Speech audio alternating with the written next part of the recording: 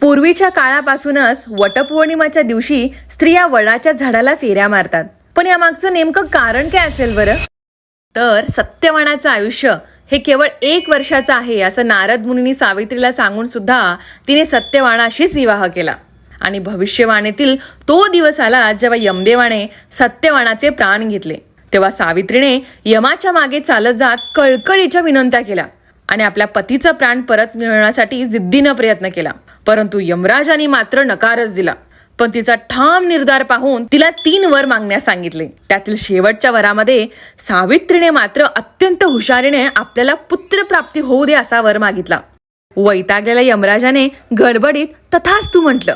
परिणामी यमाला सत्यवानाचे प्राण सावित्रीला परत करावेच लागले. आणि ही सर्व कथा एका वटवृक्षाखाली घडली. त्यामुळे वटपौर्णिमेच्या दिवशी अनेक सावित्र्या आपल्या सत्यवानाच्या दीर्घायुष्यासाठी वडाच्या झाडाची पूजा करतात. पण मग वडाच्या झाडाला 7च फेरे का मारतात? त्या वटराजाला सुहासिनी 7 जन्माचं बंधन घालतात आणि 7 जन्म हाच पती लाभू देच असा आशीर्वाद मागतात. तर वटपौर्णिमेला सौभाग्याचा सण असंही म्हणतात. तर वटपौर्णिमेची ही सुंदर प्रथा अशीच चालत राहो. तर आम्ही वेडिंगरवर अशाच आपल्या मराठी परंपरा मागचे खरे अर्थ तुमच्यापर्यंत पोहोचवण्याचा प्रयत्न करत आहोत. त्यासाठी वेडिंगरला नक्की सबस्क्राईब करा.